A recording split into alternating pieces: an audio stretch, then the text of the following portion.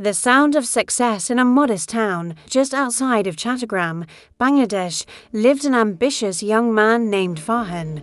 At 22, he had completed his undergraduate studies in business administration and dreamed of studying in the UK to pursue a master's in international marketing. The opportunity would not only shape his career but also lift his family to a new level of financial stability.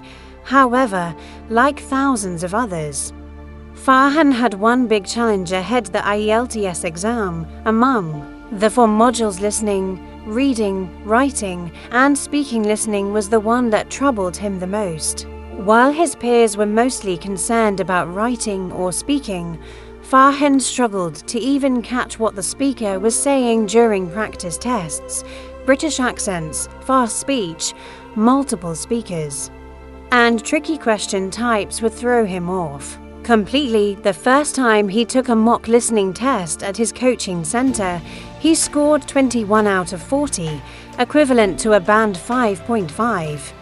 That was far from the minimum band 7 required for admission to his chosen university. When the instructor announced the results, Farhan sank in his chair. Doubt crept into his heart. Maybe I'm not good enough for this. Maybe going abroad is not for people like me. But something inside him refused to give up. That night, he opened his notebook and wrote, "I will make listening my strength, not my weakness," and so began his long, determined journey to improve his IELTS listening skills. Chapter 1: Understanding the problem before jumping into more practice tests. Farhan decided to understand what was really wrong. He wasn't unfamiliar with English. He could understand movies with subtitles. He could speak in daily conversations. So why did he lose focus during the IELTS listening test? He started by analyzing his mock test results and quickly noticed patterns. He would miss answers in section 3 and 4, especially when speakers spoke rapidly or changed topics suddenly. He was confused by distractors, those moments where a speaker says one thing, then corrects themselves. He would sometimes miss multiple answers simply because he lost concentration for a few seconds. This wasn't just a language problem, it was a listening skill problem, one that could be trained like a muscle. Chapter 2: Building listening stamina. Farhan knew he needed to train his ears to handle native English conversations. He created a structured listening plan and committed to 90 minutes of active listening daily. His daily routine looked like this: 30 minutes casual listening. He started each morning listening to English podcasts, particularly ones with British and Australian accents. His favorite was 6-Minute English from BBC Learning English. He didn't stress about understanding every word. The goal was to get used to the rhythm and tone.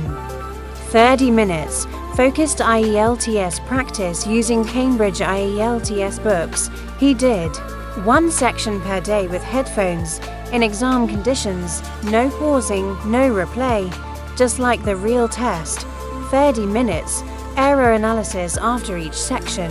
He reviewed the script, circled the correct answers, and tried to understand what tricked him. He asked himself, did I miss the key word? Was there a distractor? Did I get lost in the sentence? It was painful at first. Sometimes he scored worse than before. But slowly, the fog began to clear. Chapter 3: Learning the Trap Zone Day. His coach said something that stuck.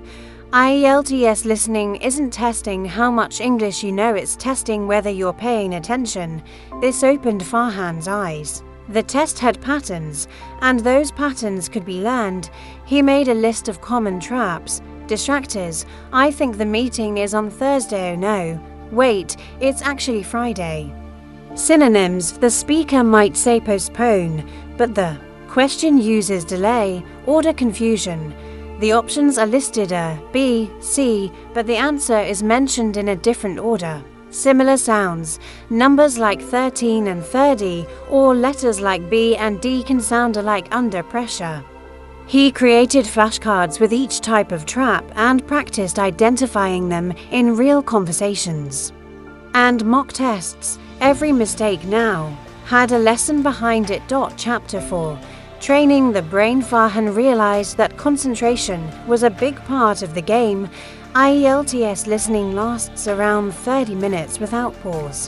One blink, one moment of drifting thoughts, and several answers are lost forever. To train focus, he started listening to TED Talks and taking notes in real time, as if it were an IELTS test. He used shadowing, where he would repeat exactly what the speaker said, trying to match tone and speed. It helped him develop quicker reaction time and improved his pronunciation too. He also worked on his prediction skills. Before each section, he read the questions and underlined key words. That way, he knew what to listen for. For example, if the question was what is the main problem with the new schedule, he'd focus on words like problem, issue, difficulty. If the question was a form completion, he practiced guessing what kind of word, noun, number, adjective was needed in each blank. These strategies turned him from a passive listener to an active hunter for answers. Chapter 5. Real environment practice. Simulate test conditions. Farhan started taking full mock tests in noisy environments, cafes, parks, even on a moving bus. If I can focus here, I can focus in the exam hall, he thought. He used noise-cancelling headphones and trained himself to listen to English even while others were talking around him. He also made an important change. He slowed down his daily life. He started meditating 5 minutes each morning, just to improve his attention span and reduce anxiety. His listening scores began to climb. 23 gives 26, gives 29, gives 31 out of 40. Still not perfect, but he was getting there. Chapter 6. Test day. The big day came at last. Farhan woke up at 5:30 am, took a cold shower, and ate a light breakfast. He carried his ID, test papers, and a small bottle of water. As he entered the British Council exam hall, he felt nervous but also calm. This time, he was prepared not just in knowledge, but in mental focus. The listening test began. The voice of the speaker echoed clearly in his headphones. Section 1 was easy form completion. Section 2 had a map question, his least favorite, but he remembered to track the directions carefully. Section 3 involved 2 university students discussing a project. He paid close attention to voice shifts and opinions. Section 4 was a lecture on coral reefs. Scientific, fast, and packed with information, but Farhan had trained for this. He marked all his answers. He double-checked spelling, word limits, and clarity when it ended. He leaned back and smiled. I don't know the score, but I know I gave my best.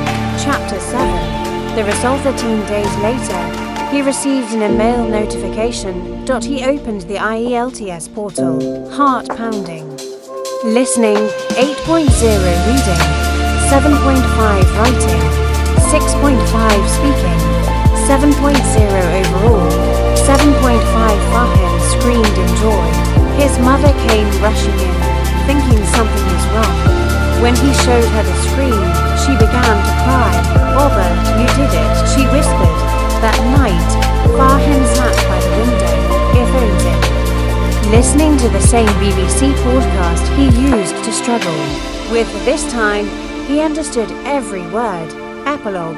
Sharing the sound, Farhan eventually went to the UK and completed his master's degree with distinction. Today, he works as a marketing strategist for a global firm in London, but he never forgot his struggle with listening. On weekends, he volunteers as an IELTS mentor online, helping students who struggle just like he once did. He tells them, you don't need to be born with perfect English.